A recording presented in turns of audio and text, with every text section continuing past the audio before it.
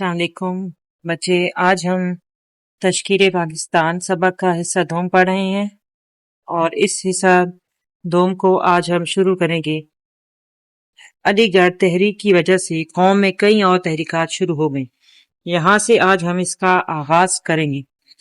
तो यहाँ पर हम देखते हैं पहले पैराग्राफ में लिखा हुआ है कि अलीगढ़ तहरीक जो थी उसकी वजह से कौम में कई और तहरीकात भी शुरू हो गई थी, यानी कई और तहरीकों ने अलीगढ़ की तहरीक के बाद अपना आगाज किया था और अपने मकासद वगैरह जो थे उसके मुताबिक कोई ना कोई तहरीक को शुरू किया था। अब जितनी भी ये तहरीकात शुरू हुई थी जो खास तौर पर अलीगढ़ तहरीक के ही जेर असर शुरू हुई थी, इन तमाम का एक फायदा ये हुआ था कि इन्होंने मगरबी अलूम को और इस्लाम को आपस में मिला दिया था। यानी कि मगरबी अलूम जो थे उसके मुताबिक, उसकी कसौटी के मुताबिक इन्होंने इस्लाम को परख कर दिखा दिया था और इससे इन्होंने इस बात को साबित कर दिया था कि इस्लाम एक जदीद दीन है, इस्लाम कदामत पसंद दीन नहीं है और जमाने के साथ साथ हर वक्त और हर जमाने में पनपने की सलाहियत रखता है। लेकिन साथ ये बताया गया है कि ये जो जदीद इल्मुल कलाम था, इल्मुल कलाम का मतलब ये है कि इस्लामी अकायद को अकल के जरिए से साबित करना। तो इस जदीद इल्मुल कलाम के रद्द-ए-अमल के तौर पर बाज और मजहबी मसाई बरूए कार आए। यानी जहां पर एक तरफ हम देख रहे हैं कि मजहब को मगरबी अलूम के साथ मिलाया जा रहा है, इसको जदीद मजहब साबित किया जा रहा है, वहीं पर कई और इस्लामी तहरीकात भी हमारे सामने आती हैं। अब यहाँ पर कौन कौन सी हमारे सामने आती हैं, उसमें पहली यहाँ पर लिखी हुई है नदवतुल उलमा की। नदवतुल उलमा जो है ये एक तहरीक है और ये एक इदारा था। अगर हम बात करें नदवतुल उलमा की तो ये इदारा सन 1898 में कायम हुआ था और इसके बानी थे मोहम्मद अली कानपुरी। इसका मकसद क्या था कि कदीम तर्ज के मदरसों के निसाब तालीम में कुछ कमी बेशी और इस्लाह करके जदीद अलूम की कुछ मुफीद चीजें लेकर मुसलमानों को तालीम दी जाए।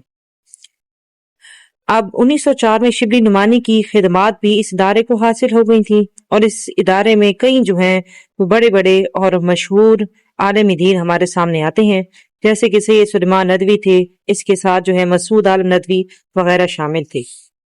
इसके बाद जो दूसरी चीज हमारे सामने आती है वो है मदरसा देवबंद का। मदरसा देवबंद जो था इसको मोहम्मद कासिम नानोतवी 1867 में कायम कर रहे हैं और इसका मकसद क्या था कि जो दीनी तालीम है उसकी हिफाजत की जाए, यानी दीन को दूसरे इल्म के साथ गड़बड़ ना किया जाए बल्कि इसकी हिफाजत की जाए। अब अगले पैराग्राफ में बताया जा रहा है कि ये तमाम जो मसाई की गई थी इसका क्या नतीजा अखज़ हुआ था। मजहब से बेगानगी बहुत हद तक कम हो गई थी, यानी नदवतुल उलमा और देवबंद ने लोगों को अपने दीन के करीब कर दिया था और दीन से जो दूरी और बेगानगी थी वो खत्म हो गई थी और मगरिब की ज़हनी गुलामी से भी निजात मिली थी। लेकिन साथ ही एक ऐसी फिजा भी पैदा हो गई थी कि जिसमें अपनी हर चीज अच्छी और दूसरों की हर चीज बुरी नजर आने लगी थी और इसकी इस्लाह भी जरूरी हो गई थी। यानी मजहबी जो तहरीकात थी उनका असर ये हुआ था कि मजहब से जो बेगानगी थी, जो दूरी थी वो खत्म हो चुकी थी और लोग जो थे वो अपने मजहब के से ज्यादा आशना होने लगे थे, मजहब से करीब होने लगे थे। लेकिन इन तहरीकात की वजह से वो शिद्दत पसंद भी हो गए थे कि उन्हें अपनी यानी मुसलमानों की हर चीज तो ठीक दिखाई देने लगी थी लेकिन दूसरों की हर चीज गलत दिखाई देने लगी थी। ये भी एक ऐसी चीज होती है जो इंसान की तरक्की की राह में रुकावट का बायस बनती है कि इंसान जो है जब अपने आप को, अपने मजहब की, अपनी ही हर चीज को ठीक समझने लगता है और दूसरों की ठीक चीजों को भी गलत समझने लगता है तो फिर ये चीज भी तरक्की की राह में रुकावट बन जाती है। अब इस चीज की इस्लाह करना भी बहुत ज्यादा जरूरी थी ताकि मुसलमान जो है वो आगे बढ़ सके। अगले पैराग्राफ में अल्लामा मोहम्मद इकबाल मुसलमानों के अजीम मुफक्किर, शायर मशरिक और हकीमुल उम्मत अल्लामा इकबाल का तस्करा और उनका फलसफा जो है वो पेश किया जा रहा है। सबसे पहले अल्लामा इकबाल ने जब अपना फलसफा पेश किया था तो उन्होंने इस फलसफे को किस तरह से पेश किया था और इसकी बुनियाद कौन सी चीज बनी थी। तो अल्लामा मोहम्मद इकबाल ने जिस चीज को बुनियाद बनाया अपने फलसफे की वो था दीन इस्लाम। इन्होंने जो कुछ भी लिखा और जो कुछ भी बयान किया उसे दीन इस्लाम की रोशनी में ही इन्होंने पेश किया। قرآن پاک کا انہوں نے بہت گہرائی میں جا کر مطالعہ کیا اور اس کے بعد انہوں نے اپنا فلسفہ پیش کیا تھا جس کو ہم خاص اسلامی فلسفہ کہتے ہیں۔ اب اس خاص اسلامی فلسفے کا مقصد کیا تھا؟ کامل ترین انسان کی انفرادی اور اجتماعی نشو و نما کرنا۔ اب علامہ اقبال نے کامل ترین انسان کا فلسفہ بھی پیش کیا تھا، اور یہ کامل ترین انسان کون ہے؟ جس کو ہم مرد مومن کہتے ہیں۔ تو مرد مومن کو علامہ اقبال نے کامل انسان کہا تھا، اور ان کے مطابق ایک انسان جو ہے اس نے کامل ترین انسان بننا ہے، اور اس کی انفرادی یعنی اپنی ذات کی اور اجتماعی یعنی اس کی معاشرتی تربیت کا ہونا اور نشو و نما کا ہونا بہت زیادہ ضروری ہے۔ اب علامہ اقبال نے یہاں پر بتایا ہے کہ انسان اطاعت، ضبط نفس اور نیابت الہی کی 3 منزلیں طے کرتا ہوا خودی کی انتہائی بلندی پر پہنچ جاتا ہے۔ اب انسان جو ہے اس کو اللہ تعالیٰ نے بے مقصد پیدا نہیں کیا، بلکہ اسے اس دنیا میں بھیجنے کا اللہ تعالیٰ کا کوئی خاص مقصد تھا، جس کے تحت اللہ تعالیٰ نے اس کو اس دنیا میں بھیجا ہے۔ اب انسان جو ہے اس نے اپنے اس خاص مقصد کو حاصل کرنا ہے۔ انسان کو اللہ تعالیٰ نے اپنا نائب بنایا ہے، تو اس نے اس دنیا میں اللہ تعالیٰ کا نائب بننا ہے اور اس نے یہ فریضہ سر انجام دینا ہے۔ اب سب سے پہلے جب انسان نے اپنی خودی کو پائے تکمیل تک پہنچانا ہے اور اس کو بلندی تک پہنچانا ہے، تو اس نے مختلف طرح کے مراحل سے گزرنا ہوگا۔ اب یہ کون کون سے مراحل ہیں؟ سب سے پہلا جو مرحلہ ہے وہ ہے اطاعت کا، کہ انسان جو ہے اس نے اطاعت کرنی ہے۔ کس کی اس نے اطاعت کرنی ہے؟ اس نے اللہ تعالیٰ کی اطاعت کرنی ہے۔ جو احکامات اللہ تعالیٰ نے قرآن پاک میں نازل کیے ہیں ان تمام احکامات پر اس نے ضروری طور پر عمل کرنا ہے، اس نے اللہ تعالیٰ کی اطاعت کرنی ہے۔ اب جب اللہ تعالیٰ کی وہ اطاعت کرے گا تو ساتھ ساتھ اس نے ضبط نفس بھی کرنا ہے۔ ضبط نفس کا مطلب ہے یعنی کہ اپنے نفس کو قابو میں لانا ہے۔ نفس وہ چیز ہوتی ہے جو انسان کو ہمیشہ برائی پر اکساتی ہے، انسان کے اندر خواہش کو جنم دیتی ہے۔ نفس جو ہے اس کے اندر یہ طاقت ہے کہ وہ چاہتی ہے کہ جو بھی خواہش اس کے اندر جنم لے رہی ہے، پیدا ہو رہی ہے، اس کو ہر صورت پورا کیا جائے۔ اگر انسان اس خواہش کو پورا کرتا چلا جاتا ہے تو خواہشات کا یہ سلسلہ بھی طویل تر ہوتا چلا جاتا ہے، اور یہ خواہش کبھی بھی ختم نہیں ہوتی، ایک کے بعد دوسری اور دوسری کے بعد تیسری جنم لینے لگتی ہے۔ یوں انسان اپنی خواہشات کا غلام بن جاتا ہے، اور اپنی خواہشات کا غلام بن کر در حقیقت وہ نفس کا غلام بن جاتا ہے۔ پھر اپنی خواہشات کو پورا کرنے کے لیے وہ جائز اور ناجائز ہر طرح کے طریقے اختیار کرتا ہے، اللہ تعالیٰ کی حدود کو توڑتا ہے۔ تو علامہ اقبال کہتے ہیں کہ اگر ہم نے خودی کی بلندی تک پہنچنا ہے تو اس کے لیے سب سے زیادہ ضروری یہ چیز ہے کہ اللہ تعالیٰ کی اطاعت کے ساتھ ساتھ اپنی خواہشات پر قابو پایا جائے، یعنی اپنے نفس کو کنٹرول کیا جائے، اس کے اوپر قابو پایا جائے۔ پھر اس کے بعد کیا ہوگا کہ جب انسان ان تمام چیزوں پر قابو پا لے گا، اطاعت الہی کرے گا، تو پھر اس کو نیابت کا جو درجہ ہے مل جائے گا، پھر وہ اس دنیا میں اللہ تعالیٰ کا نائب قرار پائے گا۔ اس کے بعد علامہ فرماتے ہیں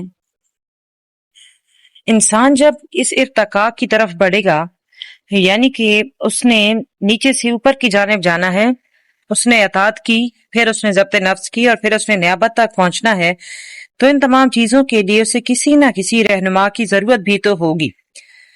کوئی بھی سفر کسی بھی رہنما کے بغیر طے نہیں کیا جا سکتا۔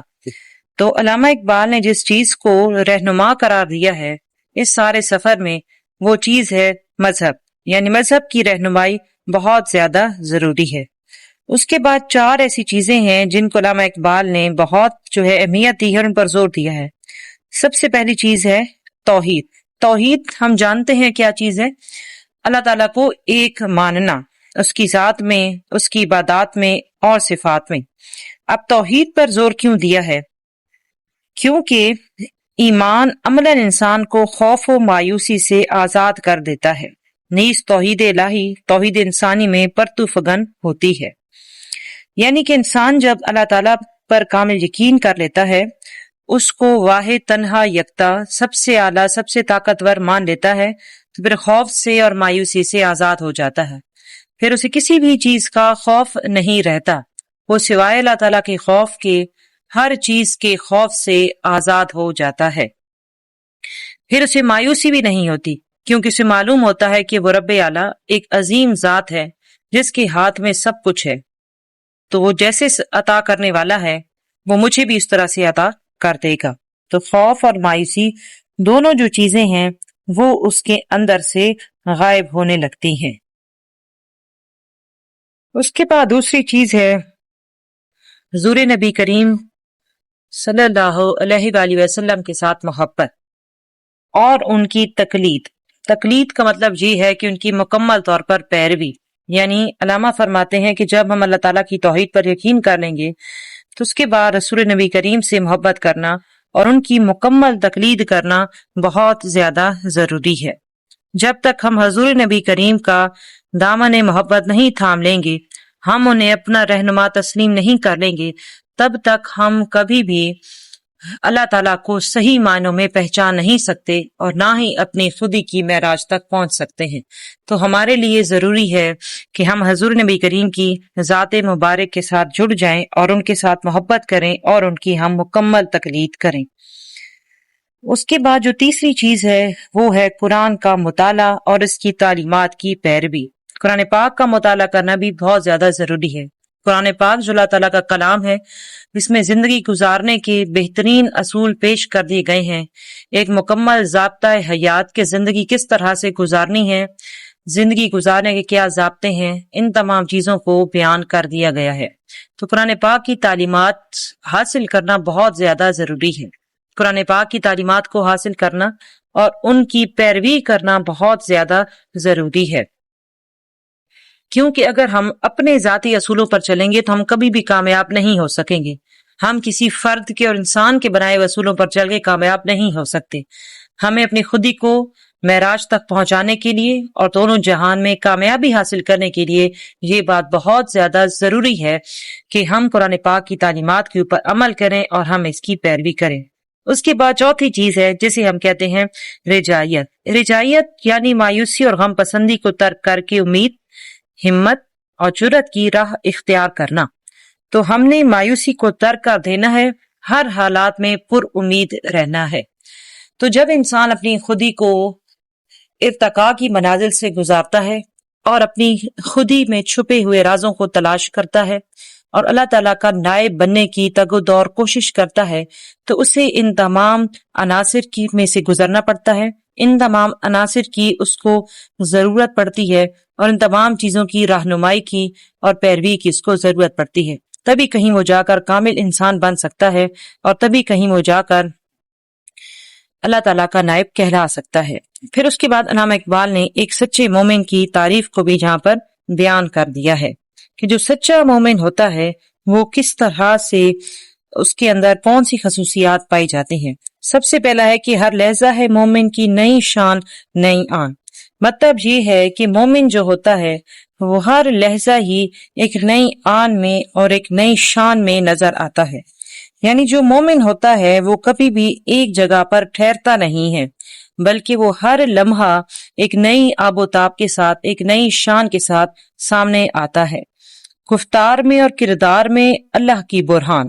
مطلب یہ ہوتا ہے کہ اس کا گفتار، بات چیت اور اس کا جو کردار ہوتا ہے وہ اللہ تعالیٰ کی برہان ہوتا ہے. یعنی وہ جو کردار دکھا رہا ہوتا ہے اور جو وہ بات چیت کر رہا ہوتا ہے وہ سب کچھ اللہ تعالیٰ کے احکامات میں ڈھلا ہوا ہوتا ہے. اپنا اس کا کچھ نہیں ہوتا. وہ جو بولتا ہے، جو کرتا ہے، وہ تمام کا تمام اللہ تعالیٰ کے احکامات کے تابع ہوتا ہے.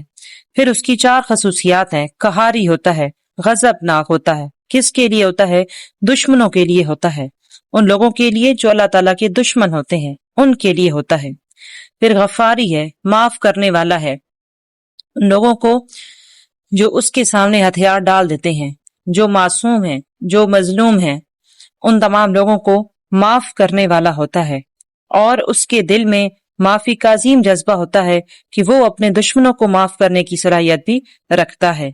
قدوسی ہوتا ہے، پاک ہوتا ہے. اپنے خیال میں، اپنی ذات میں، اپنے کردار میں، اپنی سوچ میں اور اپنے ہر عمل میں پاک ہوتا ہے. جبروت ہوتا ہے، جلال والا ہوتا ہے. یعنی کہ ڈرا ہوا، تھکا ماندہ نہیں ہوتا. बल्कि एक जलाल वाली शख्सियत रखता है कि जिसको देखकर लोग उससे रोब खाते हैं। फिर इकबाल फरमाते हैं कि ये चार अनासिर हों तो बनता है मुसलमान। अगले दो मिसरों में भी इसी की खसूसियात हैं, जिससे जिगरे लाला में ठंडक हो वो शबनम, दयाओं के दिल से दहल जाए वो तूफान। यानी कि जिगरे लाला, लाला फूल है, सुर्ख रंग का होता है और सुर्ख रंग उसकी तपिश को जाहिर करता है शुरा के नजदीक। तो इकबाल फरमाते हैं कि हर वो दिल जो कि जल रहा है और तकलीफ का शिकार है, उसके लिए एक मोमिन जो है वो शबनम की हैसियत रखता है, जब उस पर पड़ता है तो उसको ठंडा कर देता है। दरियाओं के दिल जिससे दहल जाए वो तूफान। दरिया जो अपनी रवानी में रवां होता है, जब तूफान आता है तो वो बिफर सा जाता है।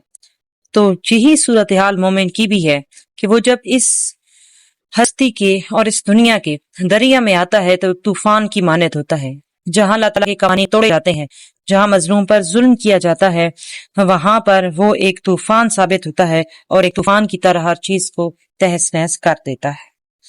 फिर अल्लामा इकबाल ने अपनी कौम को ये कहकर जगाया और उकसाया, जो ठहरे जरा कुचल गए हैं।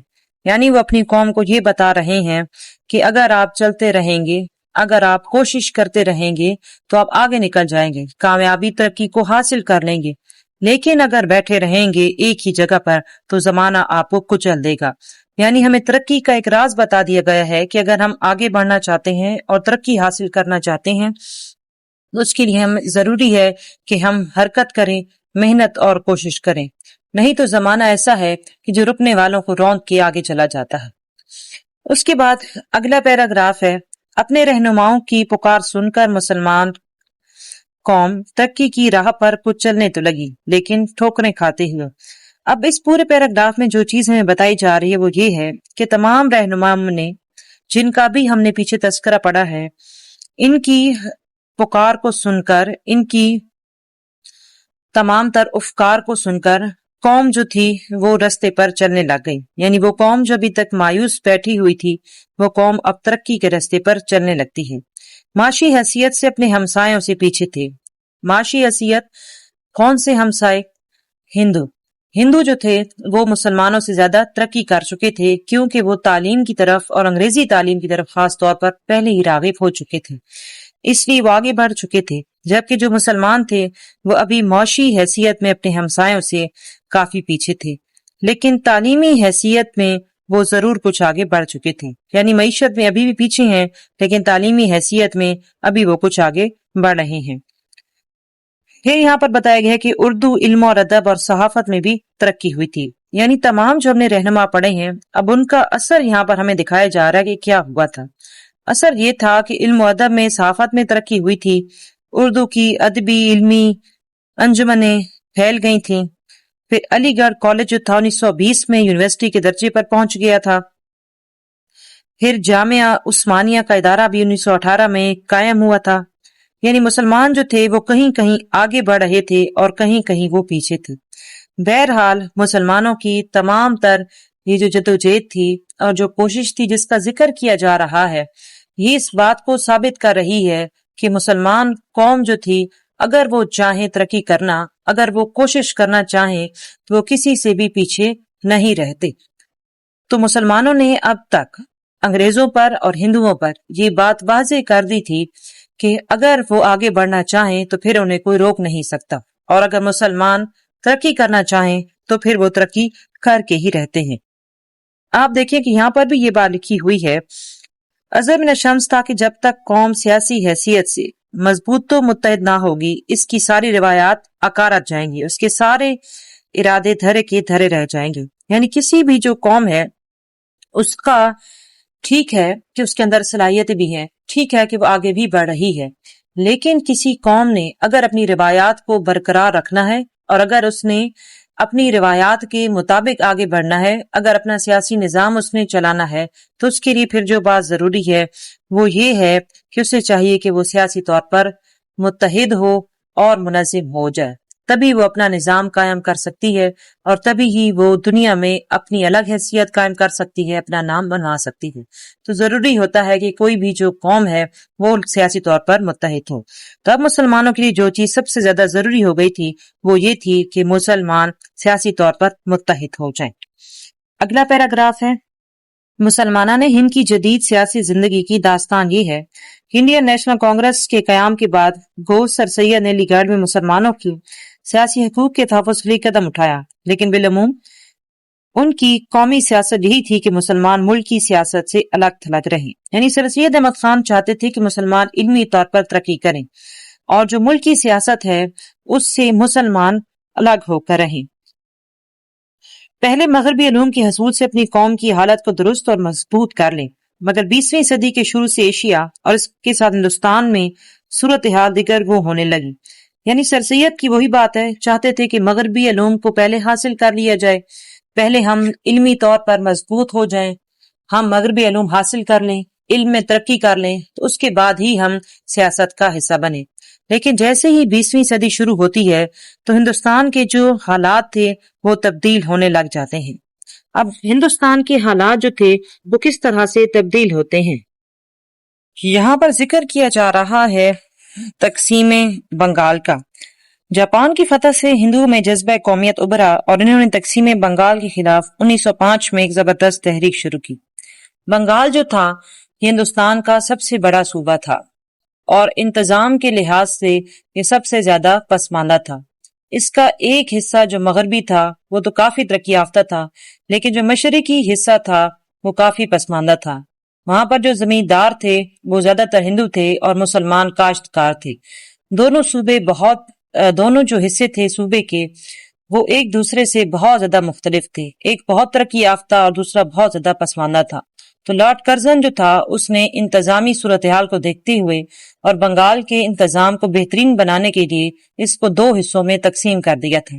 اس کا فائدہ مسلمانوں کو ہوا تھا کیونکہ جیسے حقوق مغربی بنگال کو مل رہے تھے ویسے ہی مشرقی بنگال کو ملنے لگے۔ مشرقی بنگال ہی آج بنگلہ دیش ہے۔ تو اب جو مسلمانوں کو فوائد مل رہے تھے ہندوؤں سے یہ برداشت نہ ہوئے، چنانچہ انہوں نے 1905 میں اس کے خلاف ایک تحریک شروع کر دی اور آخر کار وہ اس تحریک میں کامیاب بھی ہو گئے۔ پھر یہاں پر ایک اور جو چیز ہے وہ یہ ہے اردو ہندی جھگڑا، جس کا پہلے ہم ذکر کر چکے ہیں۔ اردو ہندی جھگڑے کے سلسلے میں یو پی کی حکومت نے علی گڑھ کے تعلیمی ادارے کو اس نیم سیاسی مسئلے میں دخل دینے سے حکماً روک دیا، جس کی وجہ سے مسلمانوں کے لیے اور بھی ضروری ہو گیا کہ وہ اپنے تمدنی اور سیاسی حقوق کی حفاظت کے لیے ایک سیاسی جماعت کی بنیاد رکھی۔ یعنی اب صورتحال یہ نظر آ رہی ہے کہ مسلمان جو ہیں انہیں ہر جگہ پر سیاسی طور پر دبایا جا رہا ہے، اور جب تک ان کے اپنے پاس کوئی مضبوط سیاسی قوت نہیں ہوگی وہ کبھی بھی اپنی بات حکومت سے نہیں منوا سکتے اور کبھی بھی اپنے مطالبات کو حکام بالا تک نہیں پہنچا سکتے۔ تو چنانچہ اب اس ضرورت کو کس طرح سے پورا کیا گیا؟ دسمبر 1906 میں مسلم لیگ قائم ہو گئی، مسلمانوں کی الگ جماعت، اور 1909 کی اصلاحات میں مسلمانوں نے جداگانہ انتخابات کا اہم حق حاصل کر لیا۔ جداگانہ انتخابات کا مطلب یہ تھا کہ اب مسلمانوں کا اپنا الگ نمائندہ ہوگا۔ اب تک مسلمان کانگریس کے زیر اثر ہی تھے اور الگ طور پر اپنا نمائندہ کھڑا نہیں کر سکتے تھے۔ اب جماعت بھی مسلمانوں کی الگ بن چکی ہے اور اب وہ اپنا نمائندہ بھی الگ کھڑا کریں گے۔ اس کے بعد پھر تقسیم بنگال کی تنسیخ۔ تقسیم بنگال کی تنسیخ 1911 میں ہوئی۔ 1905 میں تحریک شروع ہوئی تھی کہ بنگال کو دوبارہ سے یکجا کر دیا جائے، اور 1911 میں ایسا ہوا کہ دوبارہ سے اس کو یکجا کر دیا گیا۔ پھر جنگ بلکانو طرابلس 1912 سے جب مسلمانوں کو یقین ہو گیا کہ ان کے قومی اور بین الاقوامی حقوق حکومت برطانیہ کے ہاتھ میں محفوظ نہیں رہ سکتے، یعنی کہ مسلمان یہ جان گئے تھے کہ نہ تو ہندوستان میں مسلمان محفوظ ہیں برطانیہ سے اور نہ ہندوستان سے باہر مسلمان محفوظ ہیں برطانیہ سے، تو اب جو ہے مسلمانوں نے اپنے لیے سیلف گورنمنٹ کا مطالبہ کر دیا۔ سیلف گورنمنٹ کا مطلب کیا تھا کہ مسلمان اب ذاتی طور پر حکومت کا مطالبہ کر رہے تھے، اور اس کے ساتھ ہی انہوں نے کانگریس کی طرف ہاتھ بھی بڑھایا۔ یعنی اب مسلمانوں کو یہ احساس ہونے لگا ہے کہ اب انہوں نے آگے بڑھنا ہے اور ذاتی طور پر اپنی حکومت حاصل کرنی ہے، اور اس سلسلے میں انہوں نے کانگریس کا تعاون بھی مانگا کہ آپ بھی ہمارے ساتھ تعاون کریں۔ آج کے لیکچر میں اتنا ہی، انشاءاللہ باقی ہم اگلے لیکچر میں پڑھیں گے۔ امید ہے آپ کو سمجھ آ گئی ہوگی۔ اگلے لیکچر تک کے لیے اللہ حافظ.